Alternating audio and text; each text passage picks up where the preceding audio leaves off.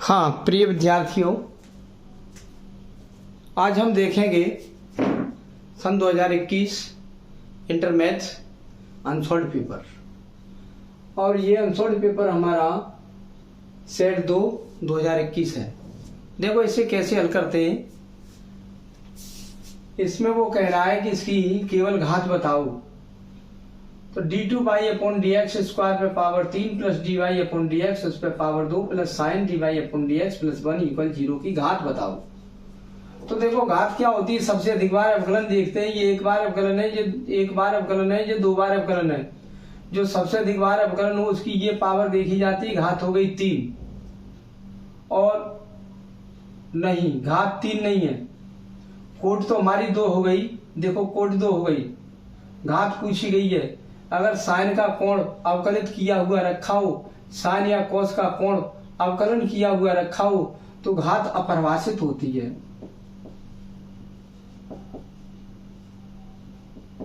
अपरिभाषित होती है। ये आंसर हो गया। अब इसका मान देखो, tan inverse √3 minus sec inverse minus √2, sec inverse -2। तो पहले आपका एक सूत्र बताते हैं क्या होता है। एक सूत्र होता है cos inverse -x, sec inverse -x, cot inverse -x लिखा हो तो ये हमारा होता है पाई माइनस होता है। ये याद कर लो, pi minus cos inverse x होता है, ये pi minus sec inverse x होता है, ये pi minus cot inverse x होता है। ये याद कर लो। ये 3 सूत्र हैं माइनस वाले, cos inverse, sec inverse, tan inverse, pi minus होते हैं। ये याद करो। अब यहाँ देखो, ये tan इनवर्स tan में देख लेंगे। tan इनवर्स tan 60 पे होता है, ये यहाँ लगा देंगे। माइनस इसमें सूत्र लगाएंगे, ये वाला सूत्र लगेगा पाई माइनस। तो पाई माइनस sec इनवर्स 2 हो जाएगा। हम tan हटा देंगे इनवर्स से, इनवर्स से tan हट जाएगा, 60 रह जाएगा। माइनस का अंदर गुणा कर देंगे, minus pi plus sec inverse 2। 60 को π/3 लिखना चाहो तो लिख लो π/3 माइनस पाई और प्लस sec इनवर्स है तो sec में ही देखेंगे। sec में आपको याद नहीं है, हमें पता है कि cos 60 का मान 1/2 होता है, 1/2। तो इसका उल्टा कर देंगे तो sec 60 का 2 हो जाएगा। ये लिख देंगे sec 60 लिख दिया। sec से घट गया तो π/3 माइनस पाई और प्लस sec से घट गया 60 को रेडियन में बदल सकते हैं। रेडियन में बदल देंगे इसे, ये भी π/3 हो जाएगा। फिर इनको एलसीएम लेके हल करेंगे। तो हम पहले देखो दिखा देते हैं। ये π/3 ये रहा, माइनस π/3 प्लस π/3। ये एलसीएम ले लो, यहाँ 3 तो pi minus 3 pi plus pi, इसमें से ये घट गया तो माइनस के π/3 आ जाएगा। ये आपका आंसर आ गया। ये होगी आपका आंसर। देख लो, इस टाइप से किया जाता है। वीडियो को रोक करके आप लिख सकते हो, इसको समझ सकते हो। अब हम करेंगे गाखंड। गाखंड क्या है वो देखेंगे। गाखंड है हमारा इंटीग्रल 1 से लेके √3 dx/1 प्लस x स्क्वायर है। इसका मान निकालना है हमको। ये तो tan इनवर्स का सूत्र होता है। ये रहा tan इनवर्स x का सूत्र है। लिमिट लगेगी 1 से √3। तो पहले अपर लिमिट यहाँ लगाएंगे, tan इनवर्स √3 कर देंगे, माइनस tan इनवर्स यहाँ बंद कर देंगे। ये फिर tan इनवर्स tan में देखें कितने पे होता है, ये tan 60 पे होता है।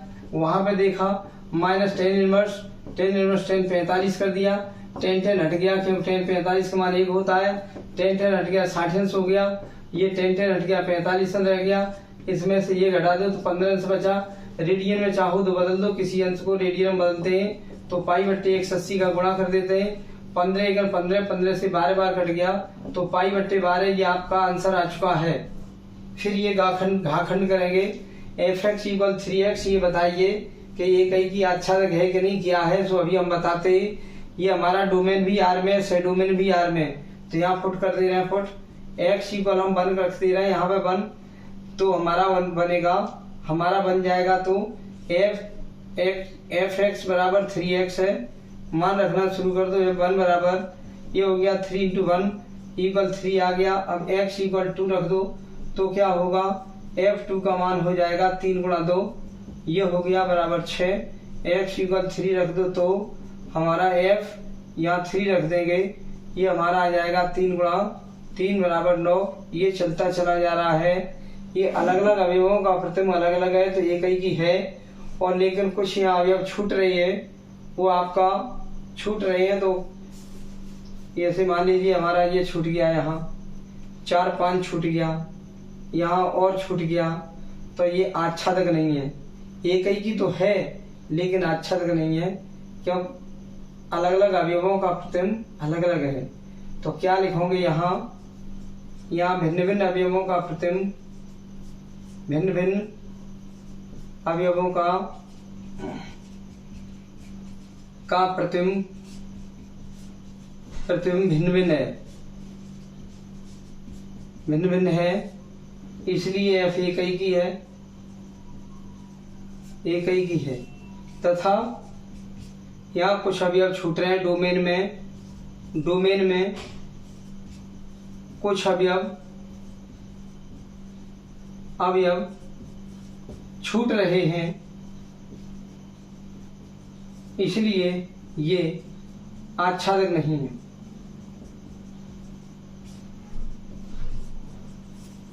बस ये आपका आंसर आ गया। यहाँ कुछ अवयव छूट रहे 3 6 9 ऐसे, तो आच्छादक नहीं है, छूटना नहीं चाहिए, तो आच्छादक होता है। और अलग अलग अवयवों का प्रतिबिंब अलग अलग है तो एक ही की है लेकिन आच्छादक नहीं है। अब देखो हम अगला और कराते हैं इसका घा अंगा। क्वेश्चन नंबर 1 का अंगा देखेंगे क्या है।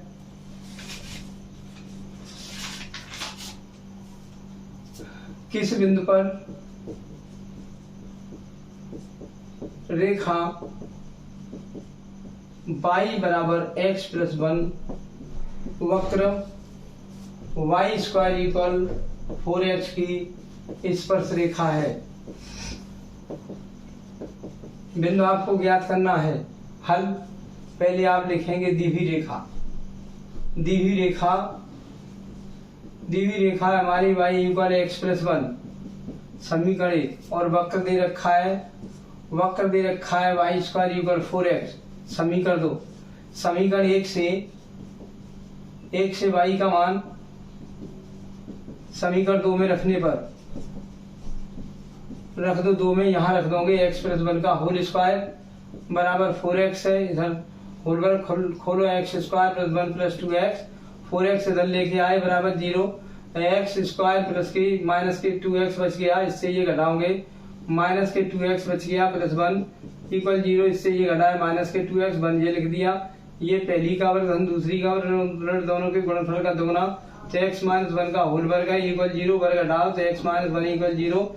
x का मान निकाल लिया हमने 1। ये समीकरण 1 में रखने पर, जैसे 1 में रखोगे 1 में रखने पर एक क्या है y इक्वल x प्लस 1 है, तो मान रख दो 1 प्लस 1 इक्वल 2 हो गया। तो हमारा बिंदु बन गया। बिंदु पहले x का मान लिखेंगे, एक और y का मान 2 लिखेंगे, यही आपका आंसर आ गया। ये केवल एक ही बिंदु निकला है, तो ये बिंदु आपका आंसर आ चुका है। अब देखेंगे क्वेश्चन नंबर 2 में क्या लिखा है। सिद्ध करना है, सिद्ध करो कि सिद्ध करना है कि समुच्चय 1, 2, 3 में R एक ऐसा है कि 1 का 1 से संबंध, 2 का 2 से और 3 का 3 से, 1 का 2 से, 2 का 3 से, तो स्वतुल्य है, न तो सम्मित है और न संक्रामक है। ये क्या है, स्वतुल्य है तथा न सम्मित है और न संक्रामक, ये कहा जा रहा है। तो हल में क्या करेंगे, 1 का संबंध 1 से है, 2 का 2 से, 3 का 3 से, ये लिखा है। 1 का 1 से, 2 का 2 से, 3 का 3 से, स्वयं का स्वयं से है। 1 का संबंध 1 से है, 2 का संबंध 2 से है, 3 का संबंध 3 से है। ये 1 का 1 से, 2 का 2 से, 3 का 3 से है, इसलिए R क्या है? स्वतुल्य है। तथा 1 का 2 से तो 2 का 1 से नहीं है। 1, 2 अवयव का है R का, ये R का अवयव है 1, 2, लेकिन बट 2, 1 R का नहीं है, 2, 1 अवयव नहीं है R का, इसलिए R सम्मित नहीं है, सम्मित नहीं है, ये कह दिया। अब देखना और कर दें, 1 का 2 से, 2 का 3 से, 1 का 3 से नहीं है कहीं पर। 1 का संबंध 2 से है, ये अवयव R का है। 1, 2 अवयव R का है। तथा अब 2, 3 भी R का है, 2, 3 भी अवयव R का है, लेकिन पहले का दूसरे संबंध दूसरे का तीसरे, तो पहले का तीसरे नहीं है। 1, 3 अवयव नहीं है R का, इसलिए R संक्रामक नहीं है, संक्रामक नहीं है, ये रहा। इसलिए R बाद में लिख दो, R स्वतुल्य है, न सम्मित है, न संक्रामक है, यही सिद्ध करना था। बाद में लिख दो R स्वतुल्य तो है, स्वतुल्य है, न तो तथा न सम्मित और न संक्रामक, और न संक्रामक, यही सिद्ध करना था, यही सिद्ध करना था। हो गया। संक्रामक के लिए क्या होता है? 1 का 2 से, 2 का 3 से, 1 का 3 से आ जाए, सो है नहीं 1 का 3 से इसमें कहीं। सम्मित क्या होता है? 1 का 2 से तो 2 का 1 से हो, तो 2 का 1 से कहीं नहीं है। स्वतुल्य होता है स्वयं का स्वयं से, 1 का 1 से, 2 का 2 से, 3 का 3 से, स्वतुल्य तो है, और न तो स्वतुल्य है, संक्रामक और सम्मित नहीं है, ये कहा गया है।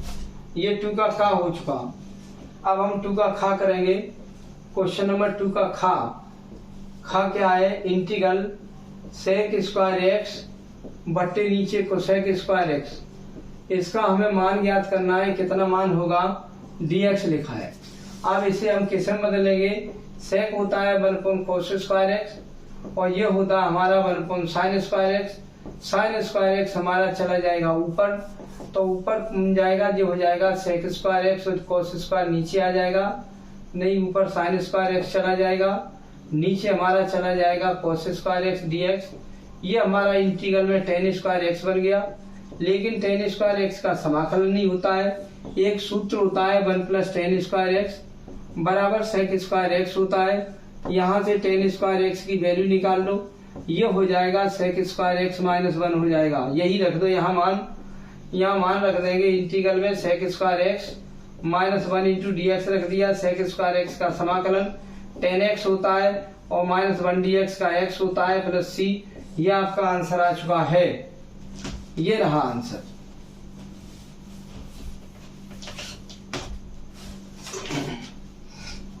गा खंड देखो, गा सारणिक में हमारा बना, उसमें आवी में बना है x + y और 2 लिखा है, और 5 + z और xy यहाँ लिखा है।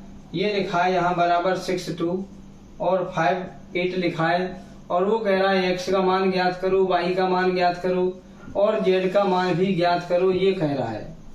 हम तुलना करने पर कर देंगे। तुलना करने पर तुलना कर रहे हैं हम। x + y बराबर 6, समीकरण 1 आ गया, और 2 बराबर 2 के मान लिखो। 5 + z = 5, 5 + z = 5, समीकरण 2 आ गया। और देखो xy बराबर 8, xy बराबर 8, समीकरण 3 आ गया।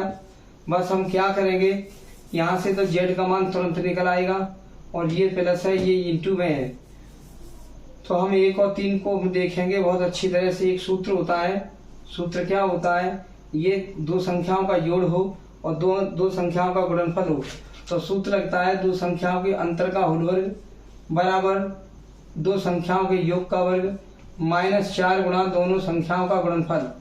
ये x + y है, ये x × y है, योगफल और गुणनफल दिया हो तो अंतर का होल वर्ग बराबर योग का होल वर्ग माइनस 4xy। ये होता क्यों है ये भी हम आपको बता दें क्यों होता है। हम इसमें बताने जा रहे हैं कि क्यों ऐसे होता है। देखो अगर हम x माइनस वाई का होल वर्ग खोलना चाहें तो खोल देंगे। पहली का वर्ग धन दूसरी का वर्ग ऋण दोनों के गुणनफल का दुगना ये सूत्र होता है। ये तो ऐसे ही छोड़ दो, x square plus y square, अपनी तरफ से 2xy जोड़ दो, अपनी तरफ से इसके बदले में 2xy घटा दो और ये माइनस के 2xy लास्ट में लिख दो 2xy। ये हमने जोड़ा, ये घटा दिया, इसके बदले में ये घटा दिया, ये वाला यहाँ लिख दिया, ये होल वर्ग बन गया। x प्लस वाई का होल वर्ग बन गया, क्यों पहली का वर्ग धन दूसरी का वर्ग धन दोनों के गुणनफल का दुगना। ये माइनस के 4xy हो जाएंगे, 2xy 4xy हो जाएंगे। यहाँ x माइनस वाई का होल वर्ग है तो अंतर का होल वर्ग बराबर योग का होल वर्ग माइनस 4xy ये होता है। अब हम ये सूत्र लगा दिया, अभी एक और समीकरण बनने वाला है। x प्लस वाई का मान हमने रख दिया कितना 6 है, ये 6 रख दिया 6 का वर्ग और माइनस 4 इंटू xy का मान हमने देखा तो 8 है, ये लिखा है 8। तो 6 का वर्ग हमारा 36 हो गया और 8 चौक 32 हो गया, घटा देंगे 4 बचा। x माइनस वाई का होल वर्ग है, वर्ग घटाएंगे वर्गमूल ले लेंगे तो x माइनस वाई बराबर 4 का वर्गमूल 2 हो गया, समीकरण 4 आ गया। अब 1 और 4 को हल करेंगे तो बड़ा आराम से y कट जाएगा, ये वाला x का मान आ जाएगा। इसके बाद हम क्या करेंगे, समीकरण 1 और 4 को हल करने पर, समीकरण 1 व 4 को हल करने पर 1 और 4 देख लो। 1 क्या है, x प्लस वाई बराबर हमारा दिखाई दे रहा है 6, 4 निकला है, x माइनस वाई बराबर 2। जैसे ही हम जोड़ेंगे, जोड़ने पे करेंगे तो हमारा ये कैंसिल हो जाएगा, ये 2x हो जाएगा, वहाँ 8 हो जाएगा। ये x प्लस वाई है, ये x माइनस वाई है, यहाँ बचा 8। और x का मान निकालेंगे तो 8 में 2 का डिवाइडेशन कर देंगे 4। ये मान समीकरण जिनको आपने हल किया है 1 और 4 को हल किया है तो नहीं किसी में रख देंगे मान, समीकरण 1 में रखने पर 1 रख दो। x प्लस वाई बराबर 6, यहाँ 4 रख दो, प्लस वाई इक्वल 6 हो गया। वाई का मान निकालेंगे, 6 में 4 घट जाएगा, 2 आ जाएगा, एक ये आंसर आ गया, एक आपका ये आंसर आ गया। अब समीकरण हम 2 को पकड़ ले रहे हैं 2 से। 2 में क्या लिखा है, ये लिखा है 5 plus Z equal 5, 5 plus Z equal 5 लिखा है। तो जेड का मान निकालेंगे तो 5 में से ये 5 ले जाके घटा देंगे, जेड का मान 0 आ जाएगा। बाद में लिख देंगे अतः x का मान तो हमारा निकला 4 और y का मान निकला हमारा 2 और z का मान निकला हमारा 0। ये आपका आंसर आ चुका है। अगर यही प्रश्न यदि कंपटीशन में आता, यही प्रश्न, तो इतना करने की जरूरत नहीं थी। ये बहुविकल्पी में तो कहीं दिया होता, हम क्या करते, x में y जोड़ दो तो 6 आ जाना चाहिए, तो 4 में 2 जोड़ोगे 6 आ गया। और हम z का मान क्या रखेंगे, 5 बच जाए, ये 5 बच जाए, देखो तो ये z का मान 0 रख दे, 5 बच जाएगा। x y का गुणा अगर करो तो 8 आ जाए, तो 4 दूनी 8। ऐसे बहुविकल्पी देख लेंगे कौन सा है, फिर ये निकालेंगे नहीं अगर कंपटीशन में ये क्वेश्चन आता है तो। अब देखो क्या करते हैं, अगला देखो,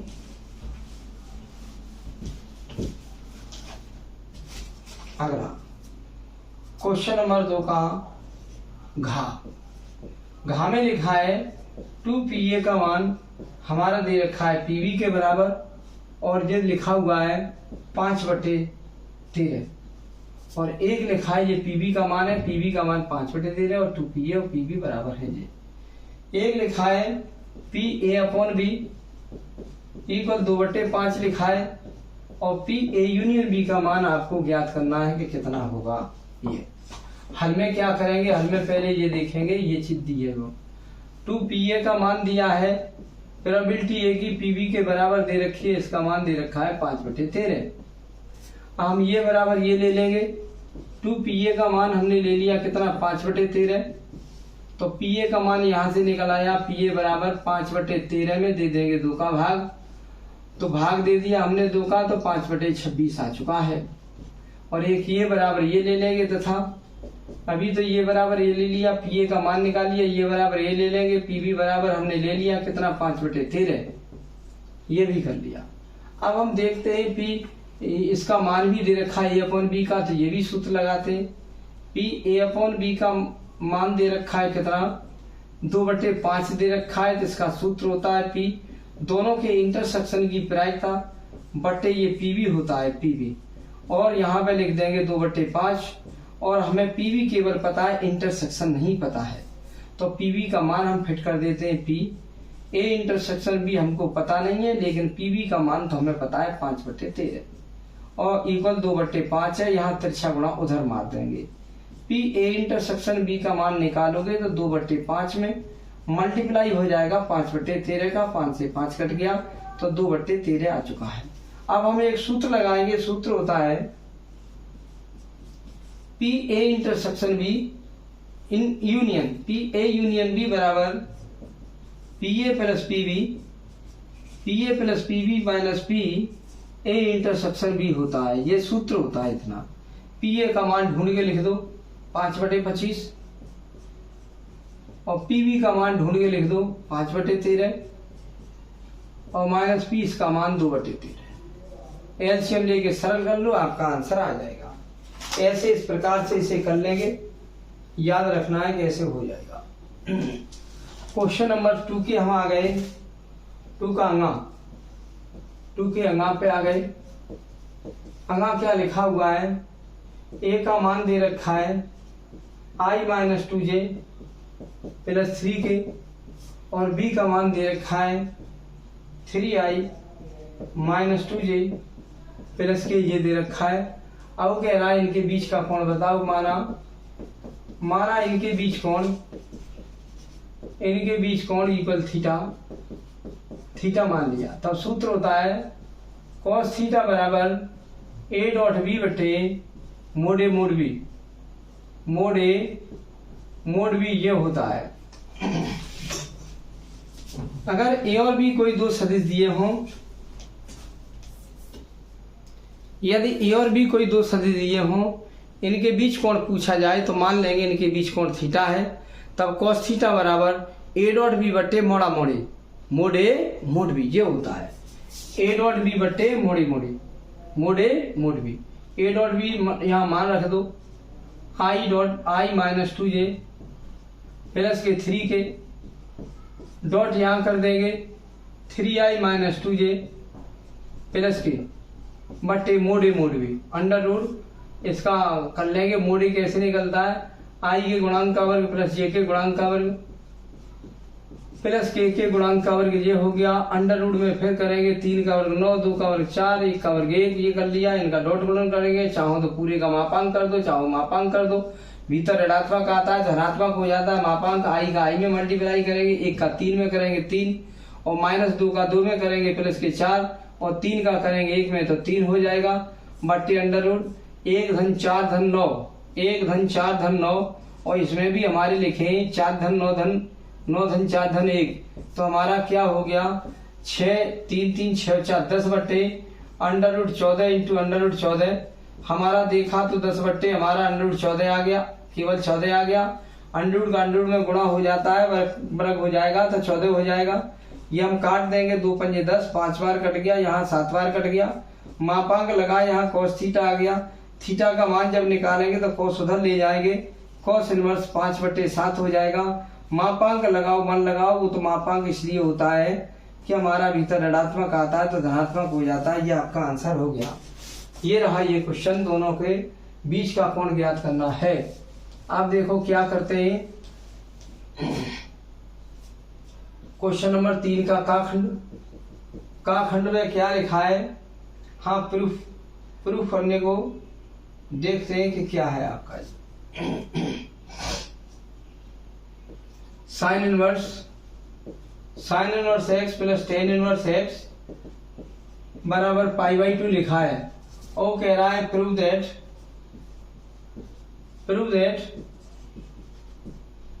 2x² प्लस 1 बराबर √5 ये है। तो अब हम क्या करते हैं, सबसे पहले ये आपका जो क्वेश्चन लिखा है ये लिख लेते हैं। हल में लिखेंगे sine inverse x plus tan inverse x बराबर π/2 ये लिख दिया। अगर हम साइन को टेन में बदलना चाहें तो टेन में बदल सकते हो, साइन को टेन में बदल सकते हो, या एक हम इसको उधर ले जाते, इसे या इसको हम उधर ले जाते हैं, एक इधर को उधर ले जाए या इसको इधर ले जाए, तो चलो कोई एक ले जाओ उधर कर देंगे। या आपका यहाँ टेन इनवर्स छोड़ दो, यही टेन इनवर्स एक्स, और हम ले गए π/2 माइनस साइन इनवर्स एक्स, ये ले गए। हाँ, फिर हमने देखा कि ये तो cos इनवर्स एक्स होता है, टेन इनवर्स एक्स वो बराबर ये cos इनवर्स एक्स होता है। अब हम इसको यदि टेन हम बदल दें तो टेन से टेन हट जाएगा, या इसे हम cos में बदल दें तो cos से cos हट जाएगा। तो चलो किसी एक को थीटा मान ले रहे हैं। ये तो सूत्र आपका होता है π/2 माइनस साइन इनवर्स एक्स, ये टेन इनवर्स है, ये cos इनवर्स है, तो हम इसे cos इनवर्स में बदलना चाह रहे हैं। इसे माना टेन इनवर्स एक्स बराबर थीटा, तो यहाँ x बराबर टेन उधर चला जाएगा टेन थीटा। इसके नीचे एक मान लेंगे, लंबवती आधार हो जाएगा, ट्राइंगल बनाएंगे। ये थीटा माना लंब हमारा x हो गया, आधार 1 हो गया। कर्ण निकालेंगे, कर्ण का स्क्वायर बराबर लंब का स्क्वायर धन आधार का स्क्वायर। कर्ण हमें पता नहीं है, लंब हमारा एक्स स्क्वायर, आधार 1 का वर्ग है, तो कर्ण हमारा आ गया √1 प्लस एक्स स्क्वायर, ये हो गया। अब हमें बदलना कोस में, तो कोस लगा दे रहे हैं हम। अब हम करने जा रहे हैं कोस वाला सूत्र। कोस क्या करेंगे, कोस थीटा लगाएंगे, क्योंकि हमें टेन को कोस में चेंज करना है। कोस थीटा बराबर आधार बटे कर्ण होता है। कोस थीटा का मान आधार बटे कर्ण है, तो कोस थीटा बराबर आधार ढूंढ लिया 1, और कर्ण हमने देखा तो हमारा निकला √1 प्लस एक्स स्क्वायर। यहाँ से थीटा की वैल्यू निकालेंगे तो कोस इनवर्स हो जाएगा, कोस इनवर्स 1/√1 प्लस एक्स स्क्वायर हो गया। ये समीकरण माना था वो 1, और यहाँ निकला है समीकरण 2। लिख देंगे समीकरण 1 व 2 से थीटा बराबर थीटा के कर देंगे, थीटा बराबर थीटा के, तो टेन इनवर्स एक्स का मान आ जाएगा हमारा कोस इनवर्स इतना। ये टेन इनवर्स एक्स का मान हमारा आ जाएगा कोस इनवर्स 1/√1 प्लस एक्स स्क्वायर हो जाएगा। तब हम ये यहाँ लिखेंगे इस जगह, तब इस जगह लिख देंगे। तब हमारी संख्या क्या दे रखी थी, ये दे रखी थी tan inverse x equal cos inverse x दे रखा था। फिर क्या किया, टेन इनवर्स एक्स की वैल्यू ये यहाँ लगा दी, cos inverse 1/√1 plus x square, और बराबर ये कोस इनवर्स एक्स है। ये कोस इनवर्स हट गया, इतना बच गया। अब इसके बाद हम क्या करेंगे वो देख लो। जो बच्चा उसका तिरछा गुणा कर देंगे और दोनों पक्षों का हम वर्ग कर देंगे। तिरछा गुणा करके दोनों पक्षों का वर्ग कर देंगे, तो हमारा बचा क्या, वो बचा लो 1/√1 प्लस एक्स स्क्वायर, और बराबर एक्स बचा। तिरछा गुणा मार दो यहाँ पर, ऐसे तिरछा गुणा, तो क्या हो गया 1 बराबर एक्स √, या अभी वर्ग कर दो। वर्ग करने पर हमारा ये √ हट जाएगा। क्या करेंगे 1/1 प्लस एक्स स्क्वायर, और बराबर यहाँ एक्स स्क्वायर हो गया। एक मान लो तिरछा गुणा कर दो ऐसे, इसका यहाँ गुणा कर दो, इधर x square plus x power 4, और बराबर 1 हो गया। इधर ले आओ सबको, बड़ी घात पहले लिख लो, फिर छोटी घात लिख लो एक्स स्क्वायर -1 बराबर 0। अब गुणनखंड नहीं हो रहा है तो शेष पर फिर में लगा दी जाएगी। ए का मान हमारा कितना हो गया, ए का मान 1 हो गया यहाँ पर, बी का मान हमारा 1 हो गया, सी का मान -1 हो गया। शेष पर फिर में क्या होती है कि जो तुम्हारा x4 एक्स स्क्वायर है, तो हम यहाँ एक्स स्क्वायर लिखेंगे। यहाँ आधी घात लिखी जाती है, बड़ी वाली घात की आधी घात लिखी जाती है, वो होता है -b प्लस √b² -4ac/2a। ये लिख देंगे, बस यहाँ पे मान रख दो एक्स स्क्वायर, इसकी आधी घात यहाँ लिखी जाती है, बस ये याद कर लो। ये शेषफल प्रमेय सीधी धराचार्य का लगा दिया, ये शेषफल प्रमेय से तो होना रही है, सीधी धराचार्य का लगा दिया, -b की जगह 1 और प्लस √b, 1 का वर्ग 1 हो जाएगा, 4 × a की जगह 1, c की जगह 1 बटे नीचे 2 × a की जगह 1। इसे सही तरह कर लो, बस आपका आंसर आ जाएगा। तो इसे सही तरह करने जा रहे हैं।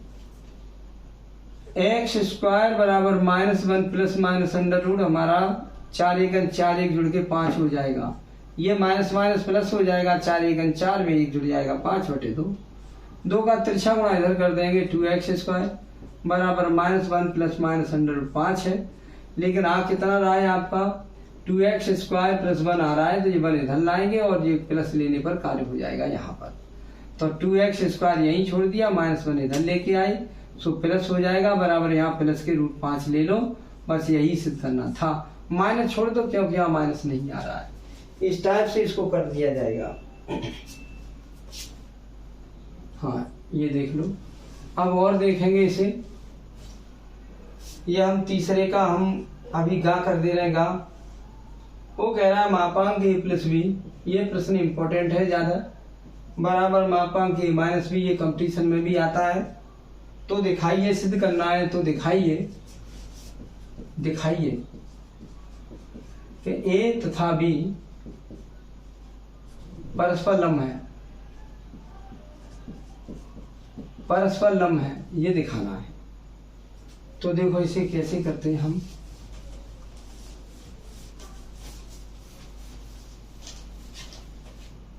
हल जो आपका दिया है उसे ले लेंगे, मापांक a प्लस बी बराबर मापांक a माइनस बी। अगर मापांक मोड लगा हो तो हम दोनों पक्षों का वर्ग करने पर कर देंगे, वर्ग करने पर तो हमारा वर्ग करेंगे। तो mode a vector plus b vector यहाँ पे आपका लिखा है उसका वर्ग बराबर mode a vector minus b vector लिखा है उसका वर्ग, वर्ग खोल दो। पहली संख्या का वर्ग धन दूसरी संख्या का वर्ग प्लस 2 इंटू पहली इंटू दूसरी, पहली डॉट दूसरी, ये हो जाएगा बराबर पहली का वर्ग, पहली का वर्ग प्लस दूसरी का वर्ग, दूसरी का वर्ग माइनस इन दोनों के गुणनफल का दोगुना 2a डॉट b, ये कर दिया।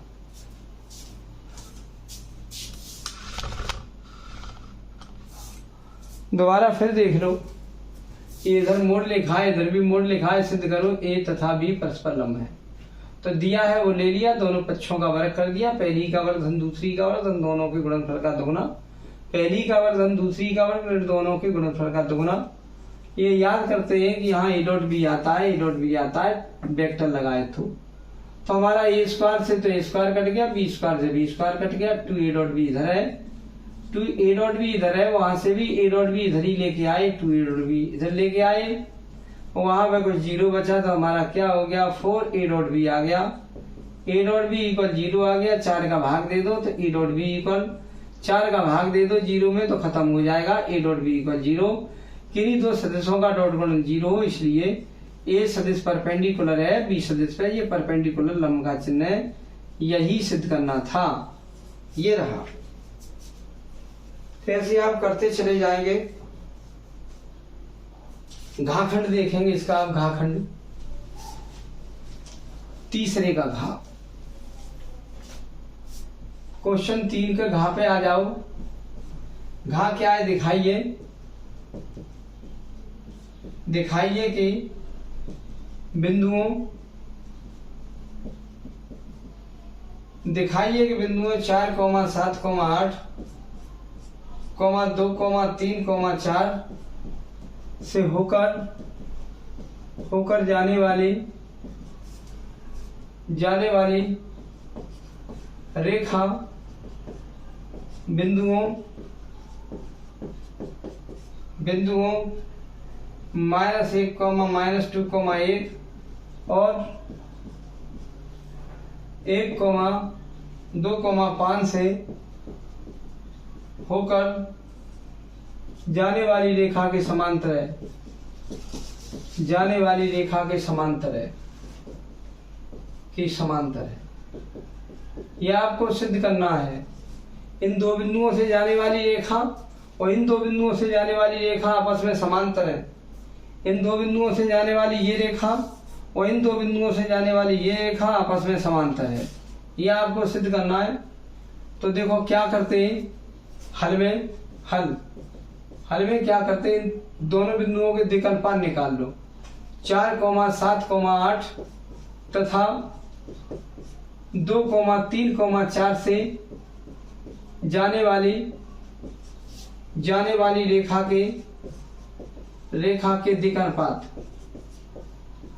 द्विकल्पान निकाल लेते हैं। क्या होते हैं, 2 में से 4 घटा दो, 3 में से 7 घटा दो और 4 में से 8 घटा दो।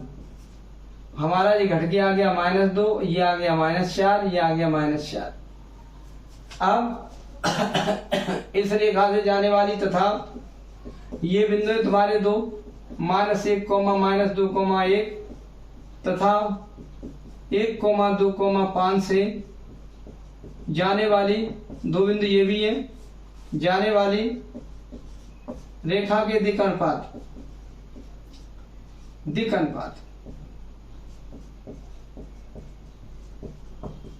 दिक् अनुपात कैसे निकलेंगे? इसमें से ये घटा दो 1 -1, इससे ये घटा दो 2 -2, 5 से ये घटा दो 5 -1, तो माइनस प्लस हो जाएगा 1 1 2, माइनस प्लस हो जाएगा 2 2 4, और जिसमें से ये घट जाएगा 4, ये आ गया।